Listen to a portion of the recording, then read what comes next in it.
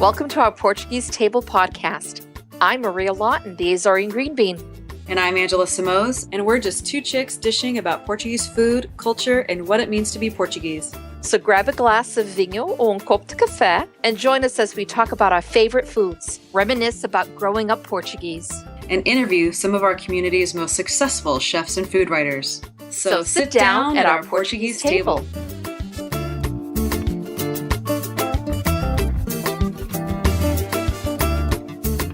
Welcome, everybody, to another episode of Our Portuguese Table. Hello, Maria. Hello, Angela. Como é que estás, querida? Tudo bem, tudo bem. Very good. That's about the extent of my Portuguese right now.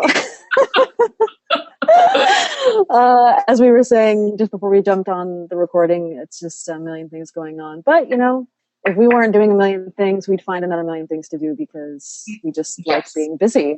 That's just we do. And another busy person we have as our guest today, Robert Morey from Morey Cellars. Hi, Robert. Hi. How are you? Hi, Robert. How are you? So, for those of you that don't know and who aren't in California, California actually has quite a few Portuguese American wineries. And that could be that they just have the Portuguese name. Some do make the wine in the Portuguese style, but it's kind of a cool thing out here that we have, I would say, at least 6 or 7 Portuguese American wineries. So it's really nice. Yeah. So when we have events and stuff, being able to have a Portuguese American wine is actually kind of special. And I wanted Robert to be one of our first Portuguese American wineries because, and you know, I don't remember how we met Robert, but all I know is that you have supported a lot of events here in the community with wine donations and being there and being supportive. So really appreciate that aspect of your involvement and support. So, because not everybody does that. So I just think it's really special that you've been so supportive. No, you're welcome and happy to do it. And I know that you're the one that invited me to participate in a number of these events, either at, Autodesk or at the park down in San Jose. Mm-hmm. So thank you for helping promote Portuguese culture in the state. Oh, well, we're just going to pat each other on the back. I appreciate it. But it's a love fest. So let's get into, Robert Morey is not, Robert, I know you were raised in Portugal, but, not a very traditional full Portuguese name. So give us your background, where you're from, how you got into the wine business, all that stuff. Well, let's see. I was born in a log cabin. And I walked 6 miles to school. Yeah, it doesn't work. Or I guess in a windmill, I guess would be more appropriate.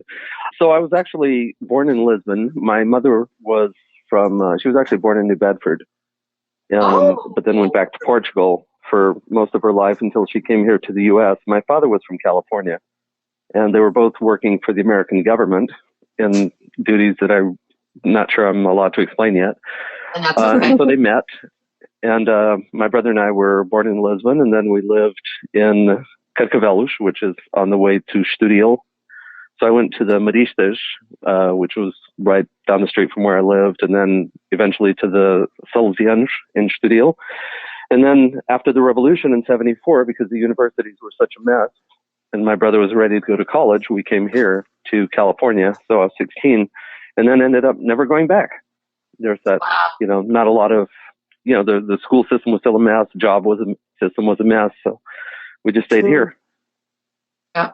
Now, I know that you have this beautiful winery now. I know your dad was in government beforehand. So what got you, or was this something your dad started or you started with the vineyard? Well, actually, it's kind of interesting because my degree is in theoretical computer science. So that's what I was always into. Yeah, and then one day, out of the blue, I just decided that I wanted to make wine. So I went to the supermarket and bought grapes and yeast and sugar, and it was a complete disaster. And I realized I actually need to study this stuff. But my family in northern Portugal, Figueira de Castelo Rodrigo, they've been making wine and cheese and whatnot for the last 200-300 years. And then my father from California, his father, so my grandfather, was a partner of the Mondavis back in the late 40s and early 50s. And I never knew that grandfather because he passed away before I moved to California.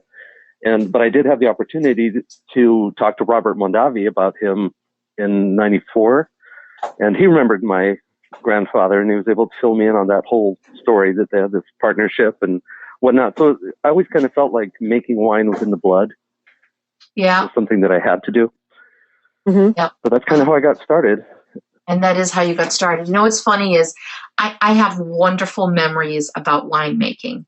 And I was just hearing how your mom was from New Bedford. Well, you know, when we came from St. Michael, we settled in New Bedford, my family and I. And I don't live that far from New Bedford. So, and I still have family that are in New Bedford. So New Bedford is always very special to me also. But my dad made wine every year. And that was something he did when he was in the Azores. We had a large vineyard and we had a quinta. And so he did that. And when he came here, he continued that tradition. But in New Bedford, he was ordering the grapes from California to make his wine. And it was always in the fall. It was the time of Vindimish. And that was always like, we still celebrated Vindimish, even though we had, you know, no quinta anymore with our, you know, no vineyard going on here. But it was the men. It was the men that went downstairs and made the wine. And the women were upstairs cooking for the men who were making the wine. So, and I would try to sneak in all the time to see how those things were done. And I was always kicked out. And I've always wanted to learn how to make wine. I've always wanted to learn. So maybe you're going to teach me, Bob. Maybe I'm Robert. I'm sorry. Yeah, well, it sounds like if you're coming out here in April, then we'll give you a chance to, you'll have a chance to walk through the whole process. Yes. We were talking before, folks, of Robert's name, and I asked him if he liked to, my husband's also Robert, but I call him Bob. So it slipped, and I just called him Bob. So it's my fault. But we were talking also about having me come out to California, whether it's April or May of this year. So it's definitely a trip I'm looking forward to. If my family still had our ranch in Newcastle, I would actually take you there to show you where we made wine, because we did it too. And you know, it's funny, I don't know if we ever did it for Vindimish. Like I don't ever remember that word being used or the fesh that we were doing being used. It was just always, okay, it's time to go pick grapes. And literally our whole family, there would be like 20 plus of us, would go, and we were little, like we were picking grapes even when we were little kids, right? And it was, everybody would go up, we'd pick the grapes, we'd load them onto the tractor, we'd take them over to the big press. There was this big rectangular cement, vat. We'd dump all the grapes in, and then I forget how, they were crushed, and then there was this big wheel thing where it would press out the juice. And I mean, it was like we did the whole thing. And I know that we sold the juice to people who were making wine, and we made a little bit of our own, but it was never like we made, barrels and barrels. I think they did it mostly to sell the juice, as part of getting money to upkeep the ranch and stuff. Did your family ever use the leftover parts of the grape to make the brandy, the aguardente, or no? I think they did a long time ago, but not in the recent years that I remember. And the only reason I think they did a long time ago is because, so this is a house, a ranch that when my great grandparents came over, because you have to remember, I'm third generation, right? Mm-hmm. So my great grandparents came over in the early 1900s, and they purchased this fruit ranch in Newcastle, California. And the old house was still there, right? Well, then they passed away. My great aunt and uncle passed away. My grandfather passed away. No one really wanted to take it over. And so the family decided to sell the house. Well, in cleaning out the house, there was this room that we never went into because everyone swore it was haunted and like ghosts lived in there. So we literally never opened the door. Well, we finally opened the door, and there were jugs of something in there. And they had been in there so long, they were literally fluorescent. I don't know what was in it, but it was fluorescent stuff in there. So I'm thinking that they used to make the aguardente. Yeah. And, maybe put some in there for safekeeping, and then everybody forgot it was there. Now it's Is it just undrinkable. Yeah. If it were aguardiente, I'm sorry, it wouldn't be going bad. I mean, it would probably still be good. I mean, I have some vodka from 1918 that we opened a bottle of. Yeah, and it was fine. I mean, distilled spirits will pretty much last forever. Maybe it was something else. I don't know. But yeah, so it's, I was just telling the story because it's just something, again, we have in common. Some of the best memories come from those times and being together as a family and, doing those kinds of things that a lot of people have never done, right? I mean, you take tours of wineries, but not a lot of people have actually gone through the grape picking, grape crushing, all that stuff. So, I'm sorry. I was going to ask, is your brother involved in this as well? Or is it just you? And do you have a big party when it's time for the pressing? Well, my brother drinks. So, yes, he's involved. He's the taster. You're a wise guy, too, aren't you? pretty much. Well, so here's what's happened. Here's what's changed recently. So last year, kind of late in the season, the tourist season, we had an opportunity to jump at opening a tasting room. So we did. But it was, we've never run a tasting room before. So a lot of it was discovery. And we weren't listed anywhere. And so we started up the social media and the events and all that. And we said, well, we'll do what we can this year so that we're ready for 2017. So now we have plans and we have dates coming up. We have pre-harvest party, post-harvest party, wine club release party. And, I always whip up the barbecue and that seems to attract people. We're also making a part in the back, cigars friendly, because I like my cigars and everybody seems to be anti-cigar these days. And then we have specialty events that are coming up. So, for instance, on April 29th, April is a big art month in the Napa Valley. And I'm coordinating for the area that we're in a thing called Arts in April. So there's going to be a whole bunch of tasting rooms in the area that are featuring artists. And of course, we'll have food and whatnot. And then on May the 5th, because we ended up not doing it on May the 4th, or May the 4th, we're going to have a Star Wars party that Saturday. And we're going to have the original prototype of Han Solo frozen in carbonite and screen-used Yoda from The Empire Strikes Back. And we're working on more stuff, but we're going to have a How did you get that? Yeah, I know people who know people. Oh, my gosh. That's awesome. Actually, I'm trying to get in touch with, so I know this guy, Lawton Peterson, who did the props for the first 6 movies. And he's retired now, and he lives in Marin County. And I said, well, George is just on the street from you, and he's unemployed. So let's see what we can coordinate with him. So we have those 2 things. We'll have some stormtroopers and whatnot. But this is actually courtesy of an artist named Mario Chiodo who created those. And so he's going to make those available. And the fun thing about him is he's currently working on this huge project for Arnold Schwarzenegger. So Arnold was supposed to come by the tasting room Sunday last week, and then he started running late and had to run to the airport and couldn't make it. But they promised that he's going to come by. But I have a picture of him and Mario drinking a bottle of my cab. And nice. Yeah, and so Mario tells me, Arnold says, "This is the best Cabernet I've ever had in my life." Did you film that? Did you get on tape? And they're like, no. So we're hoping to get some pictures with him.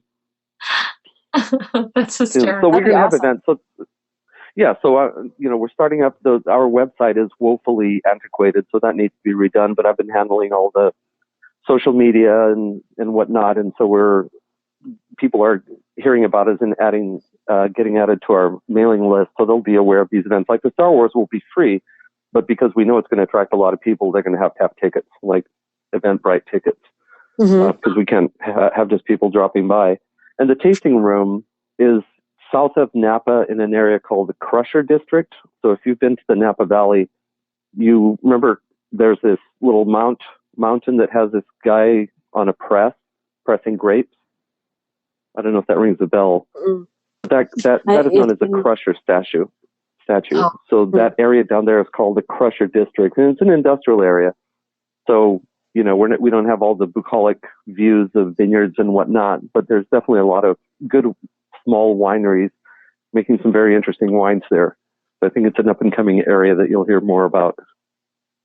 That's nice. Now, for Very those cool. that are listening, what is your website? What is your Instagram? What is your social media outlets that people can follow you on, Robert?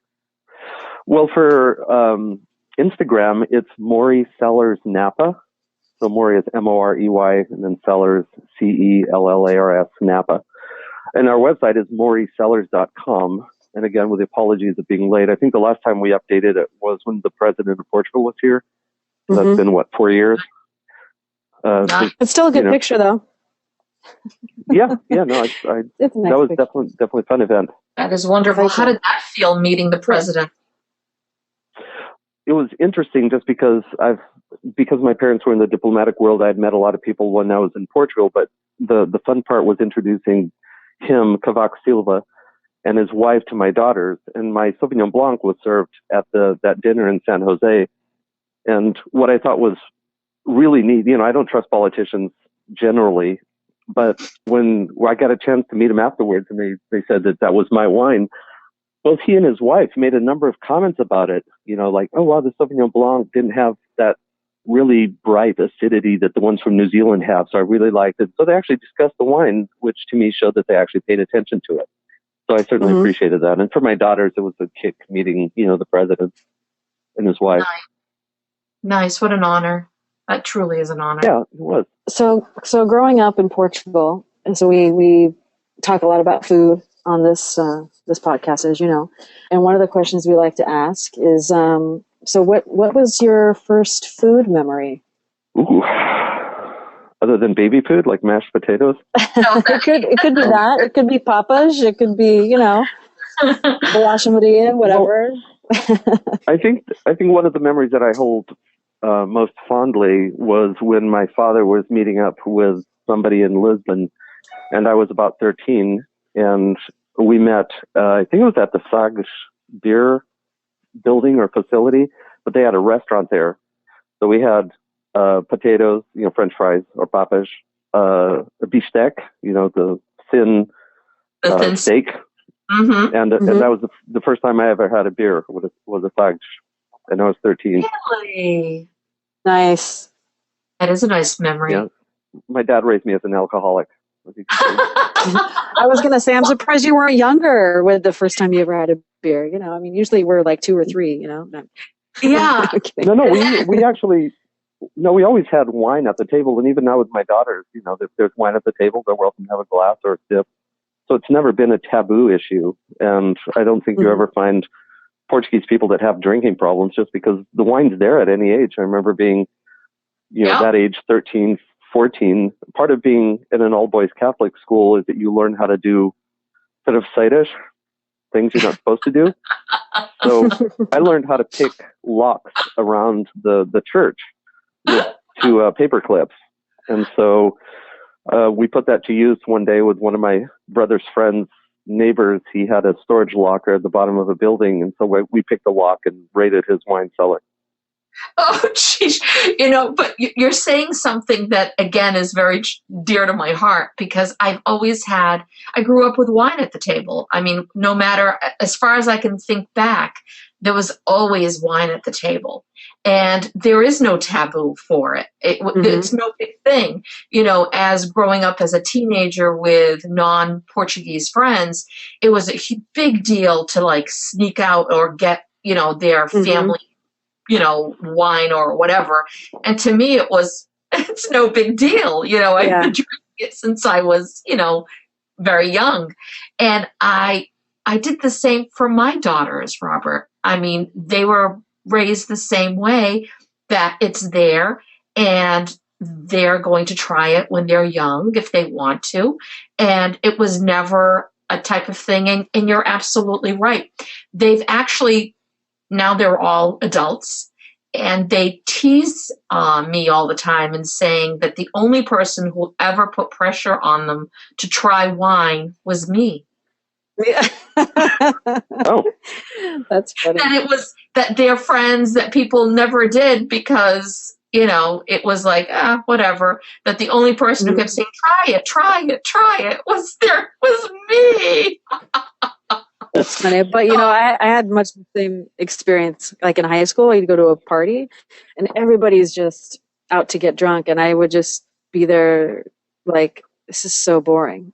Right. It's not my idea of fun. Yeah, so it's kind of funny. I totally agree. My older daughter she's graduating this June from UC Davis, and when she started living on campus, she went to a party, and somebody had something like a gallon of Gallo or something like that, and they said like, "Yeah, have some of this," and she goes, "Oh, please." We cook with that. No. Yeah. Let me ask you better. Are your daughters following their dad's footsteps? Not yet. My older daughter is studying, she's graduating in civil engineering, and my younger daughter is doing business and marketing at Sonoma State.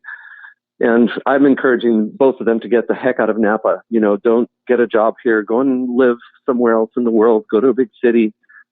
Yeah. Try something else. And then, if we can develop the business, because we're actually very, very small for what we do.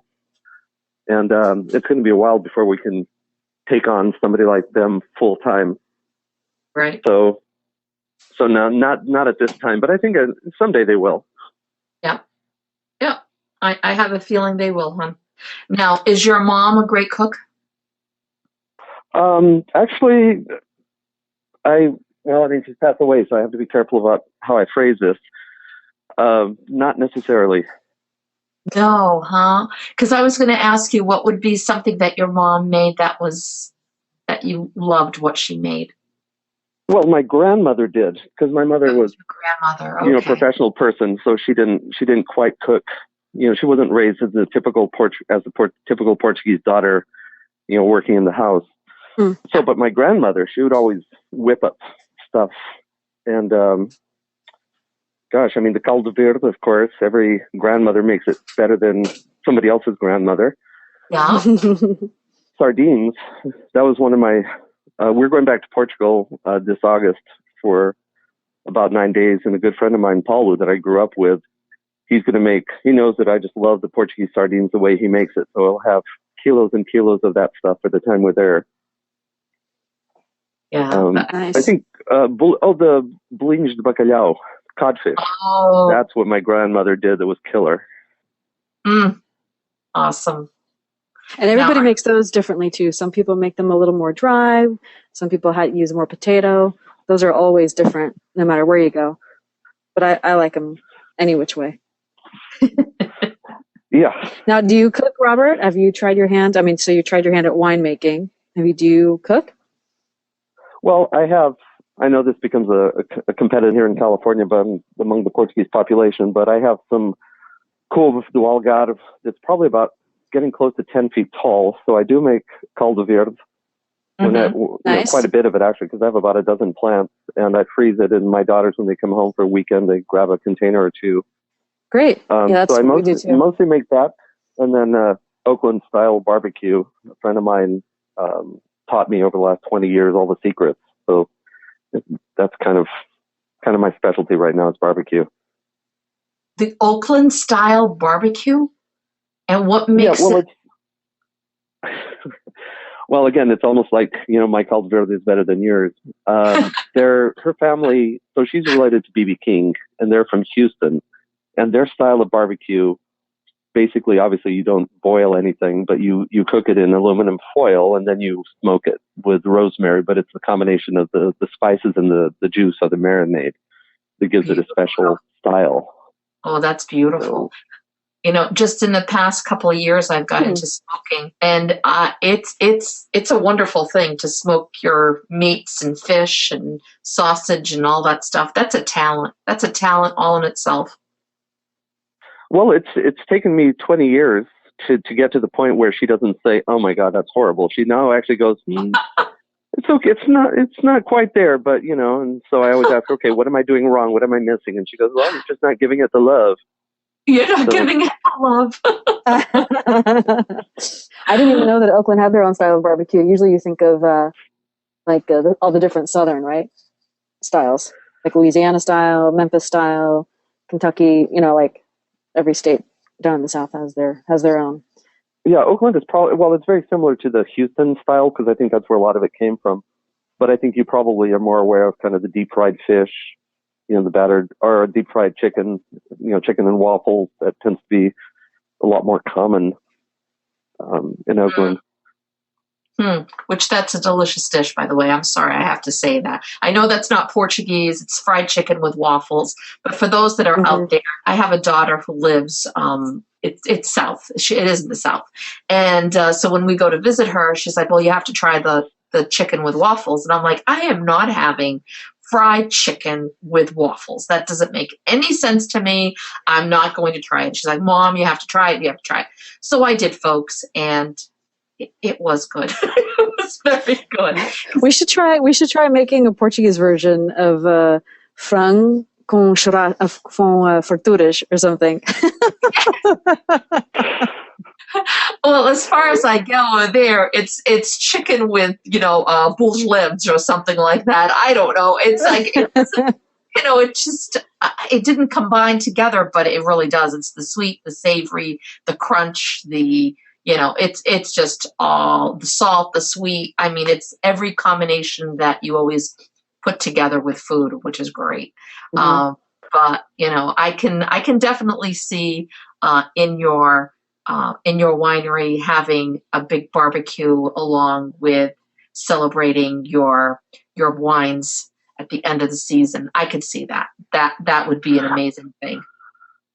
We had a pre-harvest and a post-harvest barbecue last year, and those were very well received. So we'll definitely be doing.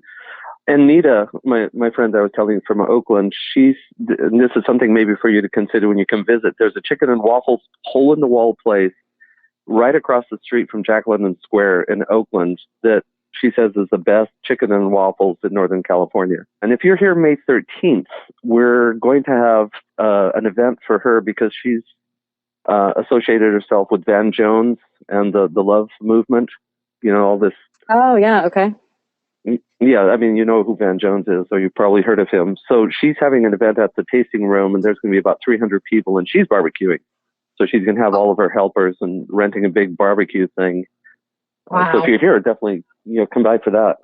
Yeah, that's awesome. I love California. The times that I've gone, I have never gone to the Napa area before. So, and I've always heard about, obviously I've always wanted to go up there, but I've never been able to. Every time that I go, I always think that California is not as big as it is. But because I'm from Massachusetts, so I could go from one side of my state to the other in the same day without a problem. But it is a completely different animal, of course. So, it's, I've always done the Venice Beach, and that area of California. So I have not gone up, to the state like I want to, and that I need to. And hopefully I will be very soon because, well, I know that Angela was talking about doing kind of a little tour of Portuguese things. And of course, we have La Salette restaurant, which is a very excellent Portuguese restaurant. And then they also have Tasca Tasca, which is kind of a little bit more casual bar. And then they also, his sister has Café Lucia up in Healdsburg. And then there's, of course, the Nine Islands Bakery. There's a bunch of Portuguese things. And I just found out there's a Goa restaurant that serves Indian and Goan food in Novato. Really? Yeah, it's called Little India or something like that. But they're from Goa. They were in the Portuguese Tribune a couple issues ago. Interesting. So I have to check them out. That would be an amazing thing to check out, because now you've got that influences of Portugal as well as all the spices, the Indian spices and the curries, and oh my God, that would be fantastic.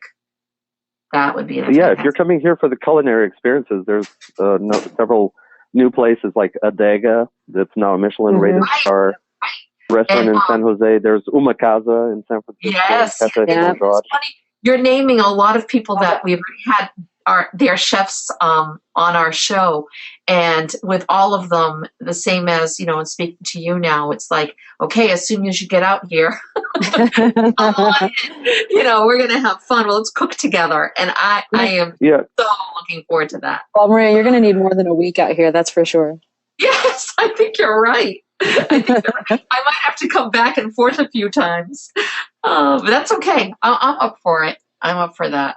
I know one of the things we always like to talk about, and besides on our Portuguese table here, about our food memories and our family and what we're doing and all that. And one of the things we always like to ask people, Robert, is what it means to that person. What does it mean to you being Portuguese? Well, that's an interesting question. I mean, I'm obviously very proud of my heritage and also of the past that we have, both on the American side and on the Portuguese side. My family in northern Portugal, like Figueira do Castelo Rodrigo, we can trace them pretty much generation by generation back to the 12th century because we had a bishop that was related to us. And my mother, who worked in the government, had access to the Torre do Tombo, which is where all the national archives were kept. So she was able to do all that research. And then obviously going up and visiting the cousins and looking at the church registry. So I always tell my daughters, like my older daughter at one point, she said, well, I don't want to be Catholic anymore. And I said, well, that's your choice, but you're still going to go through all the things until you're 18, confirmation and whatnot, because I'm not going to break 900 years of tradition. So it's not on your head. Well, it's called a little bit of guilt. And so she can come to terms with that in the way she wants to. I think that the one of the things that I most admire about Portuguese people is that they, and I don't want to use the word assimilate, but they work very well with other groups and places, and yet they maintain a lot of the values like hard work and honesty and integrity. I see a lot of other cultures where they're adamant to not learn English, or they're adamantly going to dress the way they did back in the old country. And we Portuguese here, we just, like you said, there are some wineries that you didn't even know, or some people you didn't even know they were Portuguese. Yeah. Yet they know, and they hang out with the people. Like, we are members of the Portuguese Hall in Sausalito, and a lot of people there, you wouldn't know that they're Portuguese unless you saw them there. So we keep our identity, but yet we're not stubborn about trying to prove a point about it. I think you hit it. You said it perfectly. And that's exactly how I feel the exact same way when it comes to that. I think we do assimilate very well. We get it. We want to be part of that big picture of being an American and being in America. It was the same thing of when we're out, we're Americans, but when we're home and with family, that is where, you don't forget who you are or where you came from. And we're very proud of that. Well, there's also that, the pride thing is funny because we do assimilate quite well. I often refer to our community here as being very silent, not invisible, but just very silent. And sometimes it's good, sometimes it's not so great. We are worker bees. If that is an absolute. I mean, we were talking about this before, and even before we started in the beginning. I mean, we're constantly busy people, and it's not something where we definitely sit on our laurels. We work. I mean, and we keep busy. So there is definitely that. I mean, but we wouldn't want it any other way. Right. Even people that I know that are worth millions of dollars, they're still out there working every day because that's just part of the Portuguese DNA.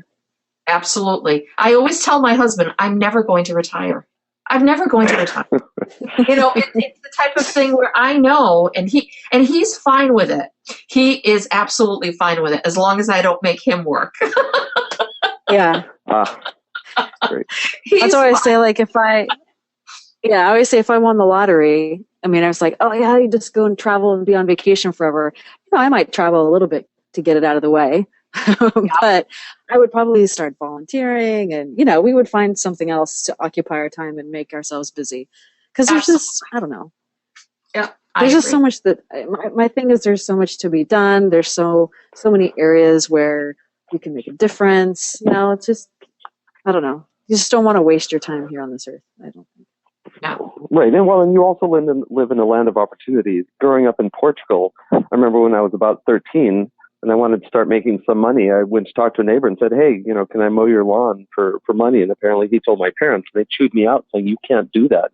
People don't work side jobs, and, kids don't do this. And there are all these rules about things we couldn't do. And I felt very constrained. But when I came here to the U.S., you can pile on job upon job and you can do everything. So there's so I encourage my daughters, like I did. I was in radio and got involved with movies and organizations and different kinds of work. And, this is a land of opportunity. So if you want to do something and you want to work or contribute, you can. And there are a lot of countries in the world where you can't.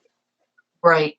It's funny. Mm-hmm. I have these conversations with my daughters because, again, I have 3 daughters, and I know Angela has 1, and you have 2, Robert. And for some reason, I was born the same way as you. I was born in the Azores, so I came over when I was 6. So I carry a lot of what my parents felt and wanted for us, because they wanted more for their children.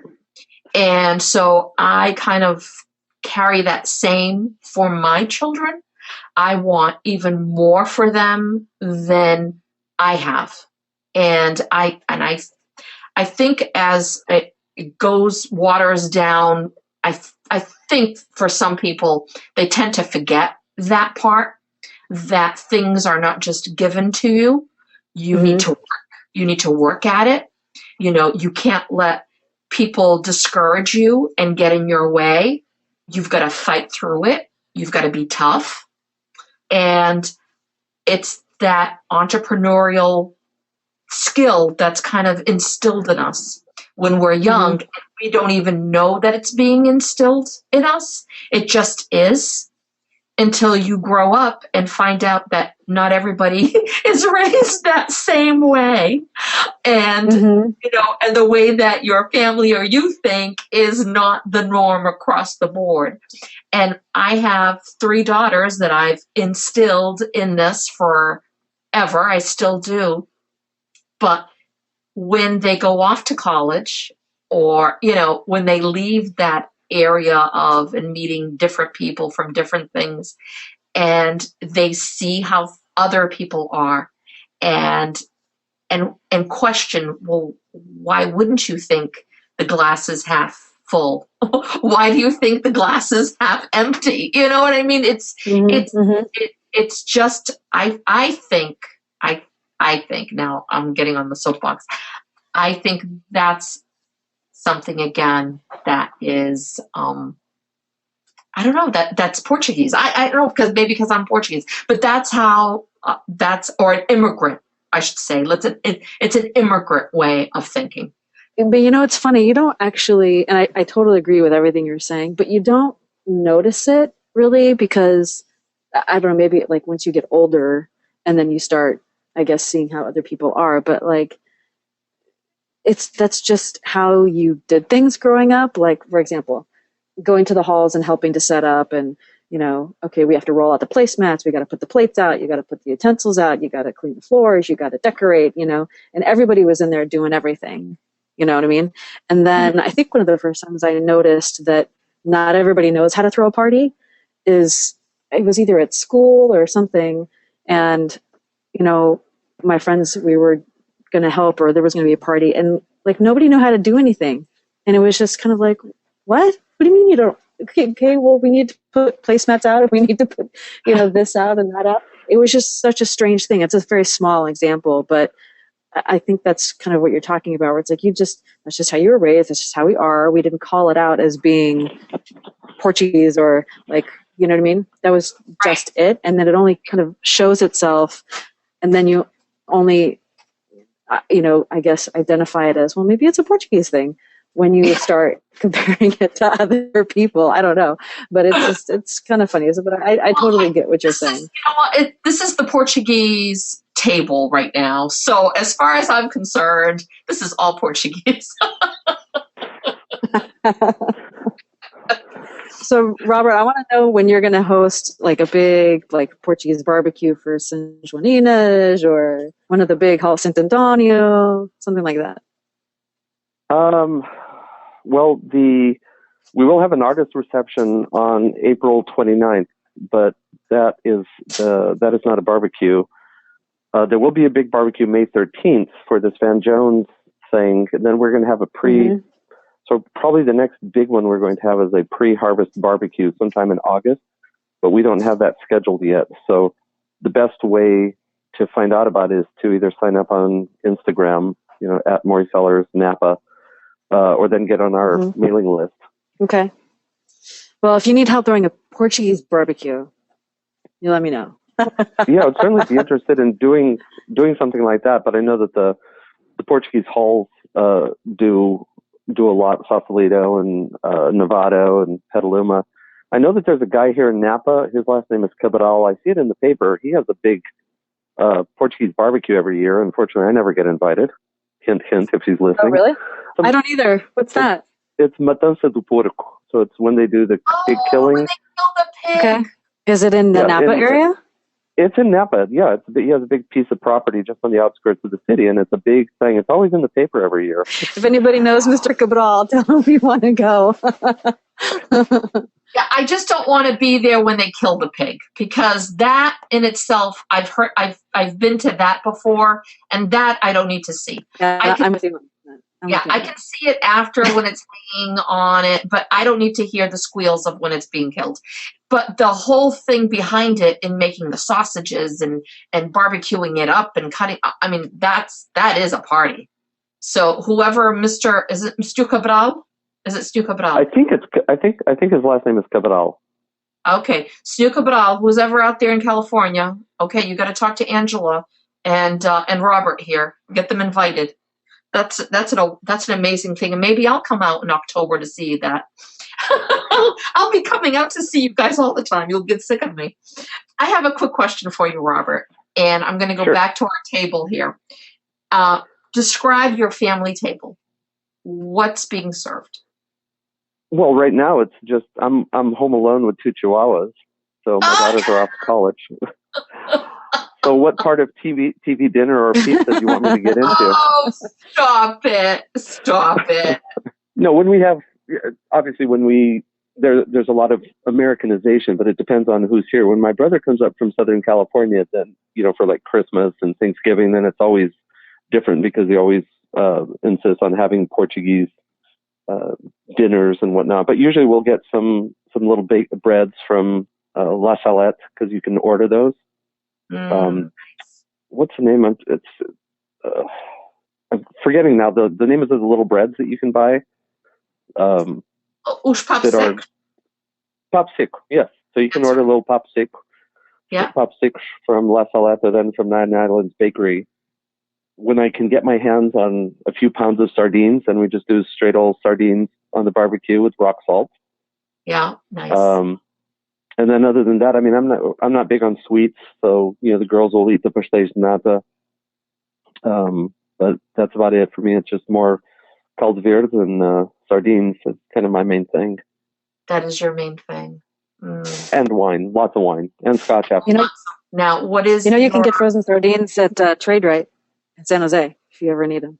I know it's a bit of a drive from Napa, but yeah, every time I go by there, I stop by there and I pick up a bunch of stuff. And now they have their little restaurant there too, so it's nice to try something out. Now, I'm going to ask you something about your wine. I know with making wine, my dad would always say, for making wine, a little bit of you goes in that wine, okay? Because a true winemaker, there's a little bit of you in it. And he would have years where he'd be happy with his wine, and there'd be some years where he'd be like, oh, this just isn't, it isn't my best kind of thing. Now, right now, as we speak, the ones that you've made, which ones are your babies? Which ones are your favorite? I would say that my 2005 Cabernet Sauvignon from Napa is probably still my favorite. And I guess I should explain a little bit. When you make Cabernet Sauvignon in Napa, typically people think of high fruit extraction, lots of tannins, high alcohol, very big wines. While in Portugal, for instance, Touriga Nacional, which I think is an amazing grape varietal, will be, lower alcohol. It'll still be flavorful and have oak and tannins and whatnot, but it's just not a big wine. I tend to do more European style, or what I like to call Bordeaux style. So it's more subtle, something that will drink now and age well for years. A lot of California wines, you have to put them down for 10 or 15 years. Cabernets, Napa Cabernets, you have to put them down for 10 or 15 years before they reach a drinkable or approachable time. Yeah. People in this country tend to drink the wines way too young. It's crazy how they're drinking some of these wines. Like a Cabernet, you can't drink it for at least 2 years. There's people out there already selling 2015 Napa Valley Cab, which is undrinkable in my mind. But they're I understand the problem is that Napa is so popular right now that people are running out of wine. So they're having to step up their vintages. But I make more of a subtle, still high alcohol Cabernet Sauvignon, but something more in a Bordeaux style, more of a European style that is drinkable with meals, but also you can drink it on its own. Currently, our current releases are 2012 or 2013. I tried a bottle a month ago or so. It's still not ready to be released. And the other ones, of course, not at all. But the 2005, which is pretty much gone, is my favorite. I may have a bottle or two here at home, and that's it. Now, if here in New England, where can I find your wine? Well, unfortunately, you can't. We don't distribute. The only place we sell our wine to is La Salette in Sonoma. Oh, okay. Because we make so little of it, and also Massachusetts is very difficult to get the wine to because of the laws you have there. Yeah, I know we can't do through internet, but I know with mail is also hard. I didn't know if you had a distributor out here. No, unfortunately, we don't. So what we're doing is we sell our Cabernet Sauvignon, of which the 2012 I only made 2 barrels, so that's 50 cases, actually 48 cases. Oh wow! We were up to 200 cases, and then we had a couple vintage disasters, and so we kind of had to back off. And grapes are so expensive here in Napa that you really have to make sure that you know what you're doing, and you can only afford to buy so much. But also I have a number of wines that I've imported and that I bought from importers and distributors in the area. So I have some Portuguese wines. I have a lot of sherries and wines from France and Australia and Spain. So that's kind of also what we're selling in addition to the cab that I make. So yours is a really a small cottage industry, really. If you're making that. Yeah. It's a boutique. It's a boutique wine. Let's call it that. I like that. It's a boutique wine. Yeah. Well, like I said, we had to retreat down to the 2012, down to 2 barrels, and so now we're increasing that up again. But yeah, it's a very, very, very small production. So most of it gets earmarked or sold online, and now because of the tasting room, we had to hold back and reduce some allocations to make sure that we didn't run out of the wine at the tasting room. Now, let me ask you this, and you can plead the fifth if you want to. But when we're talking about, now we're going to talk about wines in Portugal. And to me, then this is my personal feeling, is I think Portuguese wines are very underrated versus, let's say, another region, another area, another, part. And there's the wine coming out of Douro, and then the wine coming out of Alentejo. Which wines do you like best? Well, because of the tradition, I'd probably have to say more Alentejo, because the wines coming out of the Douro, I don't want to say they're a recent thing, but the increase of wine coming out of the Douro has been because of a number of port producers are going to still wines because they think that they can make better profit.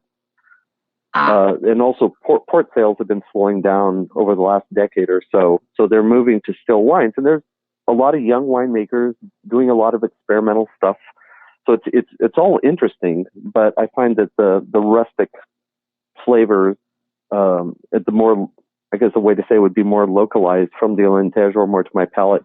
The one thing I hate, and I ripped into a reporter once who was praising Cabernet Sauvignon from the Douro, was that I was telling him that I disagree with the globalization of wine. So if I go to Portugal, I don't want to have a Cabernet Sauvignon. If I go to Italy, I don't want to have a Chardonnay. I want to have some bizarre name that I've never heard of that is perfect.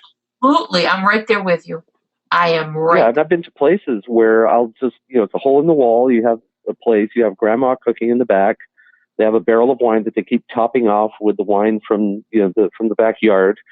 And it is just the most amazing wine and food experience that you cannot replicate. Yeah. And I think that's a precious thing. So I'm totally against the globalization of wine in the old world. Like the new world here, sure, we're experimenting with stuff. Places like the Valle de Guadalupe in Mexico, they're trying Tempranillo and Cab and all that. That's fine. Texas they're also making some amazing wines, which never leave the state, and they're experimenting with stuff. But when you go to Italy or Greece or Portugal, I want to try the local wines that have been there for 2,000 years. I don't want to try something I can get, at the supermarket or get at Safeway. Yeah, absolutely. We have one of my daughters was studying abroad this year, and she studied in Italy. And so my husband and I were able to go and visit her. And she was in the Tuscany region.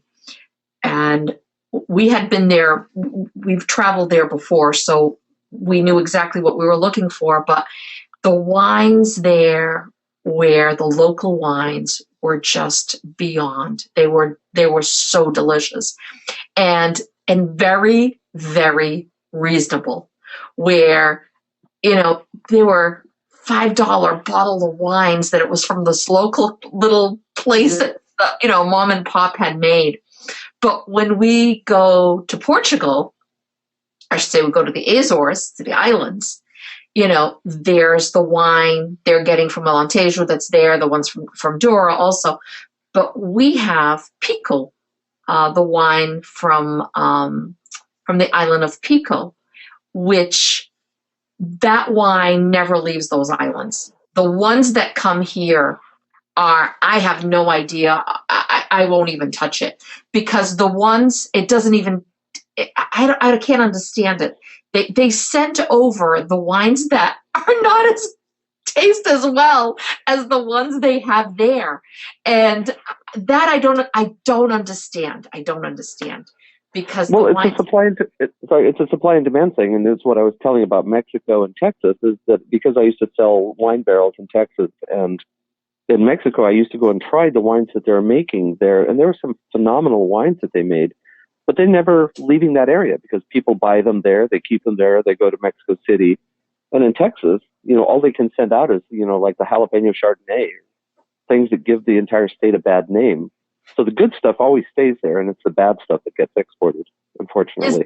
Is that what it is? Because let me tell you, every time we're there, we're like, oh my God, when you have grapes that are grown, to the point where they're all protected by lava rocks, and it grows because, you've got that extra heat of volcanic, heat the thermal heat that comes from it. And the wine was originally served to Russian czars. This is the kind of wine we have there, folks. Our Portuguese wines are amazing. They're just amazing wines. And I think they're undervalued, and people do not know about them. I don't know. I don't get it. I don't get it. There have been more articles written about Portuguese wines lately, but still, yeah, as far as like the masses go, there's still a lot of awareness that needs to happen, for sure.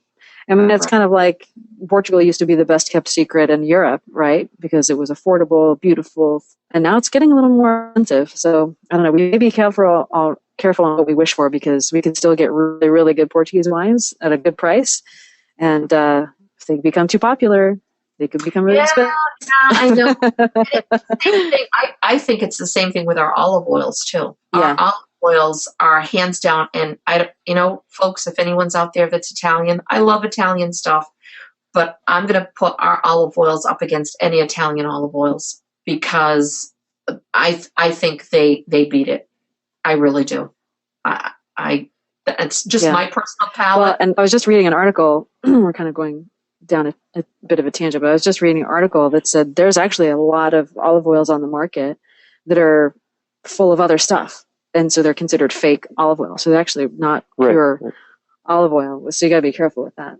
Mm. Yeah, and also Italy had a disastrous harvest this year, so you're going to see other countries exporting to the U.S. because the Italians can't. So you'll probably see more Portuguese and Spanish olive oil in the market. I did hear that last year. So the outcome is now we have less olive oil coming from them. Okay, that makes sense. Interesting. Now you're not going to get into olive oil, are you too, Robert? I have some olive oil, some olive trees, but I mean, it's a whole different beast, and it takes a lot of real estate to grow, to make enough olive oil. So I'll produce some, small amounts, and eventually we'll have some at the tasting room, but no, I'm not going to get into that business per se. Yeah, I had to say that because it usually goes hand in hand.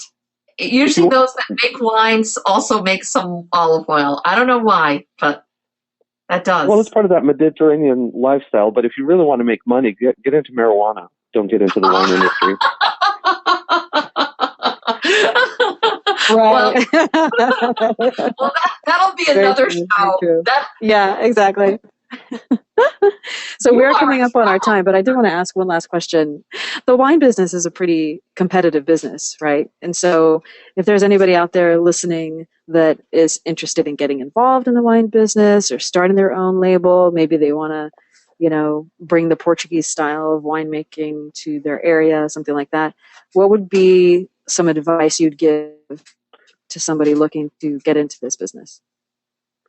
Well, there's, one comment and two sayings. The wine industry, in a lot of ways, is still very agricultural.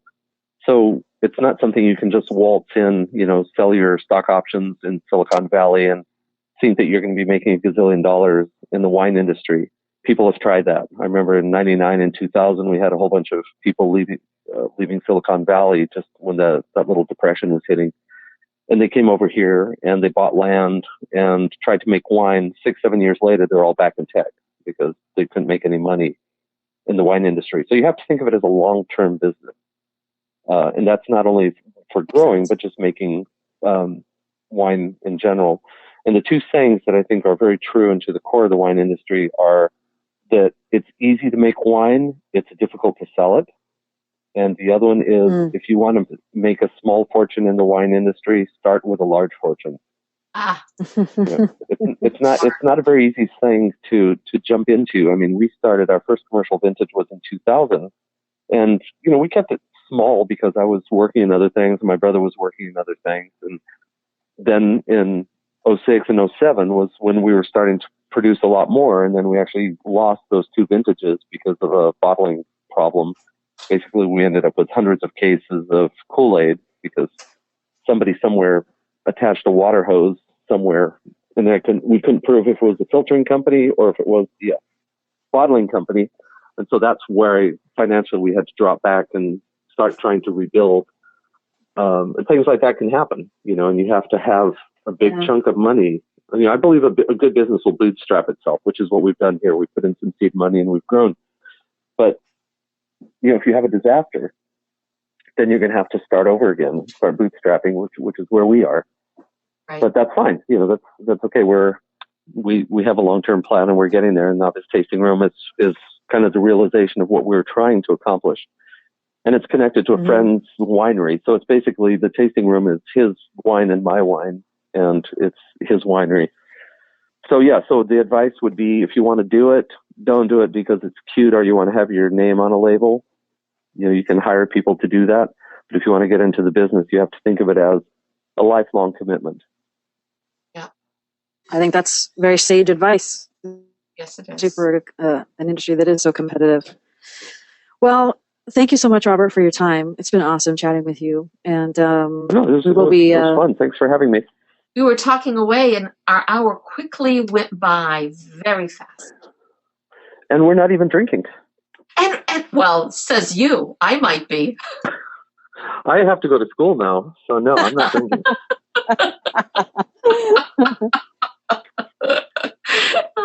You have to go to school now.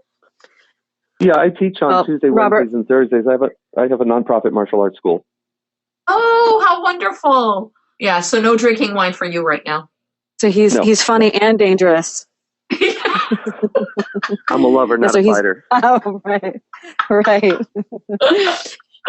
All right. Thank you, Robert, so much. super proud of you. Good luck, continued success, and thank you. And I'm sure I'll be seeing you around at I will consulate or something like that. Yes. Definitely. All right, everybody. I'll look forward to it. All right. Thanks, Robert. Thank you. Talk to you later. Yeah, bye-bye. Isn't he a cool guy? Oh, He's very the coolest guy. I forgot to ask him. Yeah. Does he press the grapes with his feet or not? I forgot to ask that question. I do a stomping. That always makes for a fun event. Maybe when I talk to him about doing some more Portuguese events, I'll talk to him about doing the stomping. That would be fun. Yeah. Do you know there are people who, depending on whether it's Italy or Portugal, wherever there's wine to be made, and that's everywhere around the world, you actually have to pay to go in and stomp the grapes for the vineyard. Yeah, I've heard about that. So we need to tell him that's a way to also bring revenue up for him. People can actually That's a good point.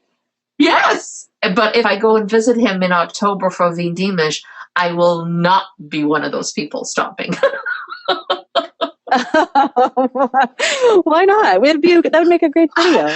Well, the whole thing is it'll stain your legs for the grape tannins will pretty much stain your legs for a good month. I don't know if I want my legs up to my knee being stained in grape. I don't know. I don't think I want that. I don't know. It's October. You're going to be wearing jeans and boots. That's true. Anyway, right? No one's going to see you. That's true. Angela, you're always... Yeah, you see that. That's why there's the two of us. Because if it was just me, I know. Like, oh no, forget it. I can't do it. So, but no, this was great. This was great. He's a great guy, and I was excited. I was excited to have him on because really, like every time, like Palca throws an event or a mixer, or we have an event at the consulate or something, he's always very willing and ready to donate wine, and that's a huge cost, and that's what makes the events scalable and repeatable, is keeping the cost down. So it's been nice. I love the fact that we have Portuguese people still in California, and who knew there were 6 other or how many more wineries that are Portuguese people here in the United States making wine. Yeah, how amazing is that? I love that. I love that. Yeah. Eventually we'll get them all on the show. Yes.